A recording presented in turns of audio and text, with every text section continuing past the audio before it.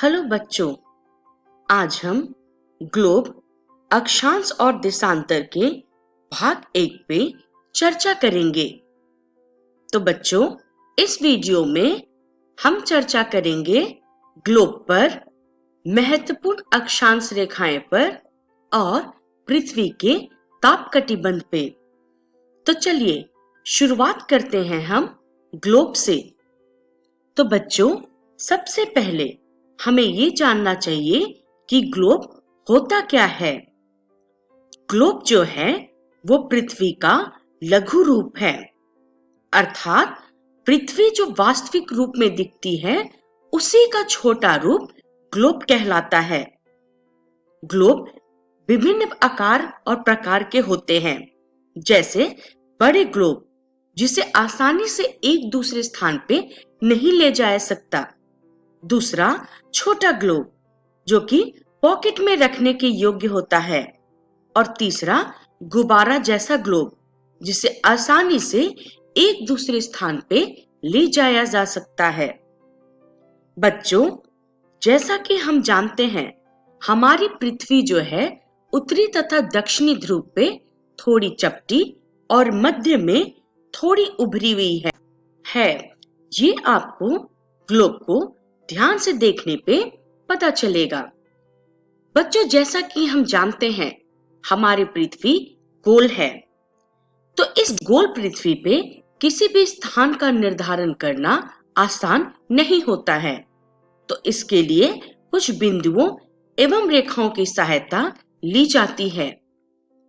बच्चों, ग्लोब पर एक सुई जो झुकी सी अवस्था में स्थित है, इसको हम अक्ष कहते हैं, और ग्लोब के दो बिंदु जिससे होकर ये सुई गुजरती है उसको उत्तरी एवं दक्षिणी ध्रुव कहा जाता है।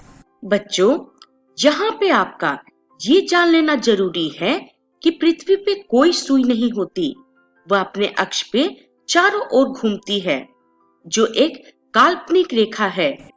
तो पृथ्वी पे अन्य अनेक काल्पनिक रेखाएं होती हैं, जिनका चर्चा हम आगे करेंगे। तो चलिए अब हम आगे बढ़ते हैं। आगे बढ़ते हुए हम अपनी चर्चा ग्लोब पे जारी रखते हैं।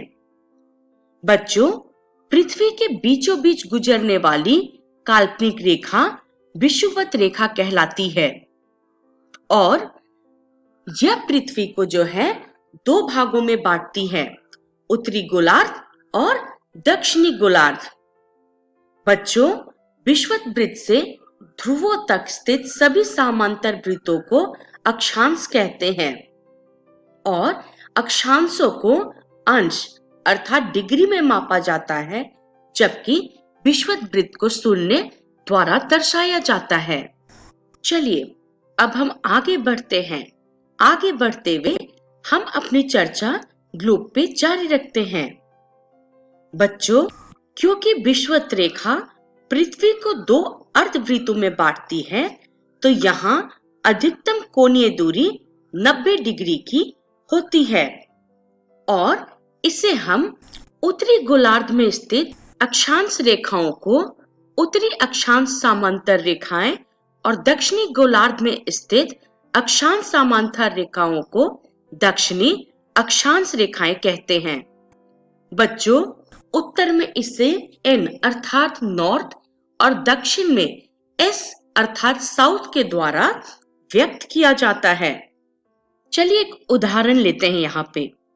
जैसा कि हम जानते हैं, रांची जो है वो 23.5 डिग्री अक्षांश रेखा पे स्थित है, और लिम्पोपो जो दक्षिण अफ्रीका में है वो भी 23.5 डिग्री अक्षांश रेखा पे स्थित है। पर अंतर ये है कि रांची 23.5 डिग्री उत्तर अर्थात उत्तरी गोलार्ध में, और लिम्पोपो 23.5 डिग्री दक्षिण अर्थात दक्षिणी गोलार्ध में स्थित है। बच्चों, विषुवत वृत्त से उत्तर अथवा दक्षिण की ओर जाने से अक्षांश वृत्तों का आकार घटता जाता है। चलिए अब हम आगे बढ़ते हैं। आगे बढ़ते हुए अब हम महत्वपूर्ण अक्षांश रेखाओं पे चर्चा करेंगे।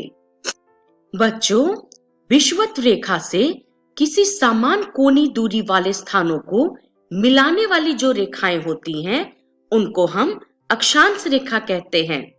और विषुवत वृत्त के उत्तर में स्थित सभी समांतर रेखाओं को उत्तरी अक्षांश तथा दक्षिण में स्थित सभी रेखाओं को दक्षिणी अक्षांश कहते हैं।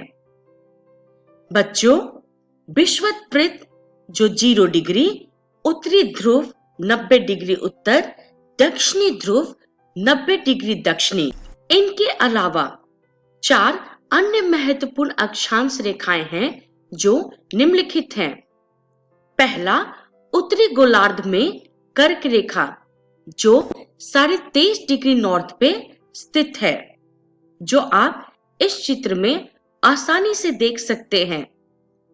दूसरा, दक्षिणी गोलार्ध में मकर रेखा जो 23.5 डिग्री साउथ में स्थित है।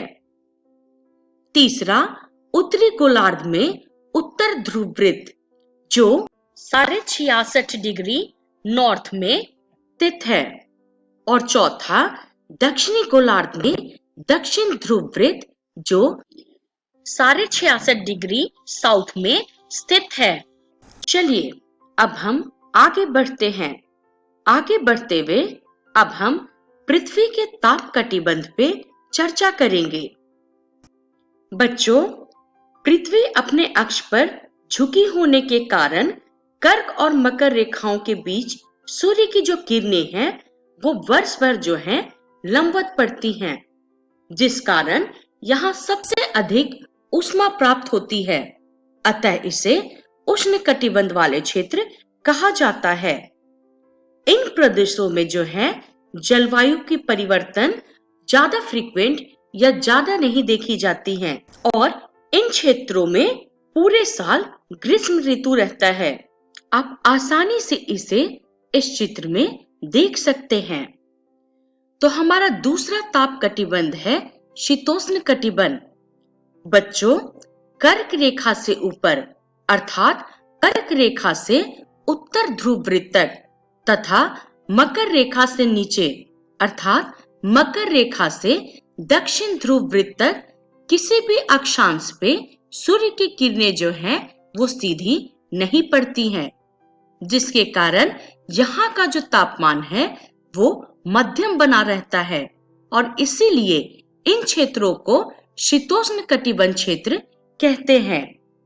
बच्चों, यहाँ वर्ष में शीत ऋतु और ग्रीष्म ऋतु दोनों का अनुभव किया जाता है और इस कटिबंध में जलवायु परिवर्तन की स्थिति भी देखी जाती है।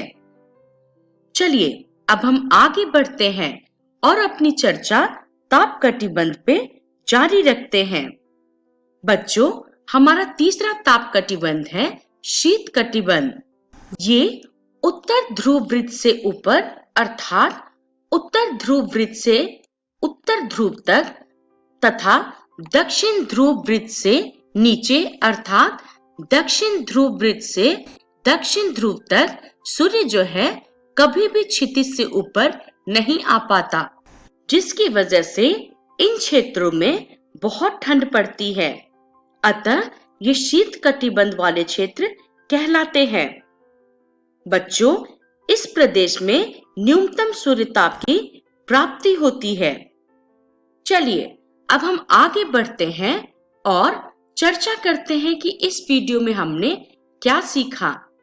तो बच्चों, इस वीडियो में हमने ग्लोब पर महत्वपूर्ण अक्षांश रेखाओं पे और पृथ्वी के ताप कटिबंध पे चर्चा की, जिसका रेफरेंस है भूगोल कक्षा 6 की पाठ्य पुस्तक।